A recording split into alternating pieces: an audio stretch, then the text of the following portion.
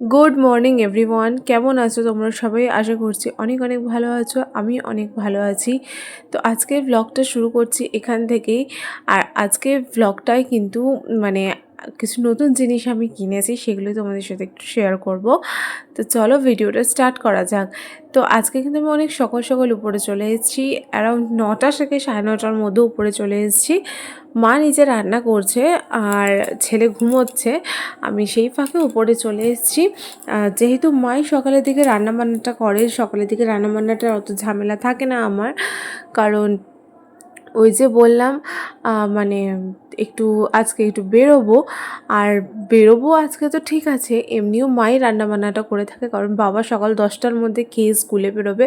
আর আমার ছেলেকে কিন্তু স্নান করিয়ে বলছি, আমার ছেলেকে কিন্তু সকালের খাইয়ে খাইয়ে নিয়ে ওকে ঘুম পাড়াতে আমার 9টা বেজে যায়। তার মধ্যে যে টুকটাক কাজ করার থাকে সেগুলো করি। ওই টিফিন করা থাকলে মানে ফুটি করার থাকলে আটা মেখে নিই, তরকারি চাপিয়ে দিই, এগুলোই করতে পারি। আর যে দুপুরের রান্নাটা আর কি, মাছের ঝোল আর একটা চচ্চড়ি হোক, সেগুলো কিন্তু আমি করতে পারি না, মাঝে সাঝে করি।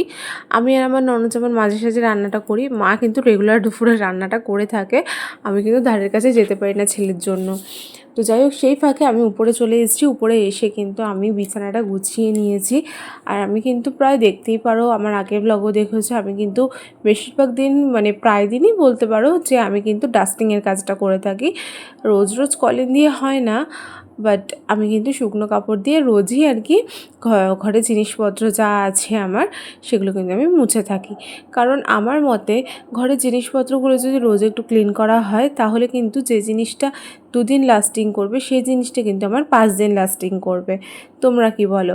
আর আজকে না জানো তো, একটা জিনিস আসবে অর্ডার আমার ফ্লিপকার্ট থেকে। আসলে আমি কিছু বটল অর্ডার করেছিলাম, মিল্টনের পার্পল কালারের বটলগুলো অর্ডার করেছিলাম, সেগুলোই আসবে। একটু আগেই ফোন করে বলল, তো সেই জন্যই তাড়াতাড়ি করে কাজ করে নিচ্ছিলাম। আর আজ যাবো একটু হেয়ার কাট করাতে, থ্রেড করাতে, মানে আইব্রো থ্রেড করাতে। তো সেই দিদিকেও ফোন করলাম, জিজ্ঞেস করলাম যে কখন দোকান খোলা থাকবে, কটা অবধি। তো সে বললো যে 1টা অবধি। তো আমি তাড়াতাড়ি করে কোনো রকম করে ঘরটা ঝাড় দিয়ে মুছে টুছে নিয়ে ছেলেকে স্নান করিয়ে খাইয়ে ঘুম পাড়িয়ে দিয়েছিলাম। দিয়ে তার মধ্যেও উঠেও পড়েছে আর আমরা বেরিয়ে পড়েছি। আর দেখো, আমি কিন্তু এখানে থ্রেডিং করে, আইব্রো থ্রেড করে আর হেয়ার কাট করে চলে এসেছি। আমার মানে কি বলো তো, নতুন কোনো জিনিস এলে না, আমি সেই জিনিসটা নিয়ে একদম থাকতে পারি না, যতক্ষণ না সেই জিনিসটাকে আমি ইউজ করবো আর কি। তো এখানে দেখো এই বটলগুলো এসছে, এগুলো সবার বাড়িতেই থাকে, বাট ওই যে বললাম নতুন জিনিস, তো সেগুলোকে ভালো করে একটু ক্লিন করে নিলাম। ক্লিন করে নিয়ে জল ভরে তাকে রেখে দিয়েছি। তার মাঝখানে আমার ছেলে উঠে গেল, তাকে আবার এসে একটু ফিট করিয়ে দিয়ে আবার ঘুম পাড়িয়ে দিলাম। দিয়ে এখন একটুখানি স্কিন কেয়ার করছি, কারণ আজকে একটুখানি বেরোবো। আমি কিন্তু সেই 12-12:30টার সময় শাড়িটা পরেছি, এখন আমি পরে আছি কারণ আমি একটু শপিংয়ে যাবো পুজোর জন্য।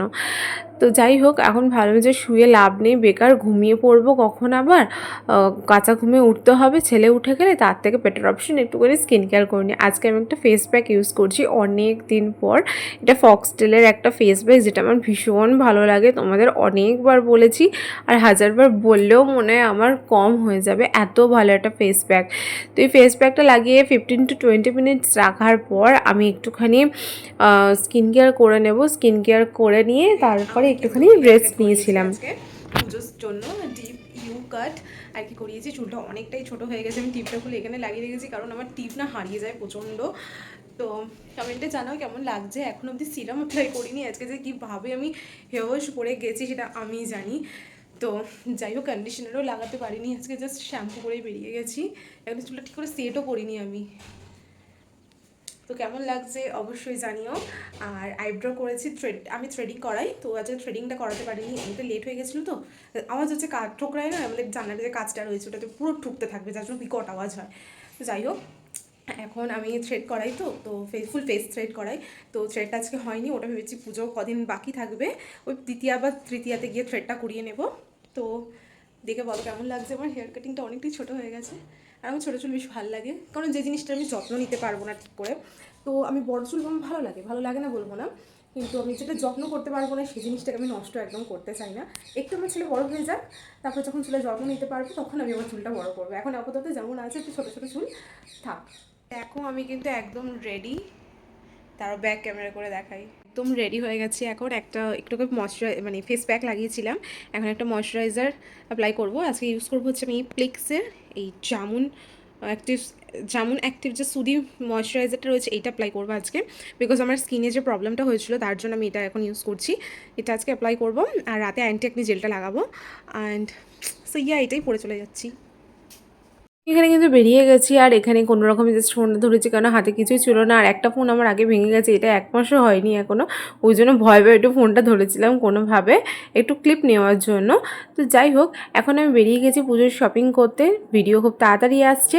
আজকের ভিডিওটা কেমন লাগলো অবশ্যই কমেন্ট করে জানিও। ভালো লাগলে like, comment, share and subscribe করতে ভুলো।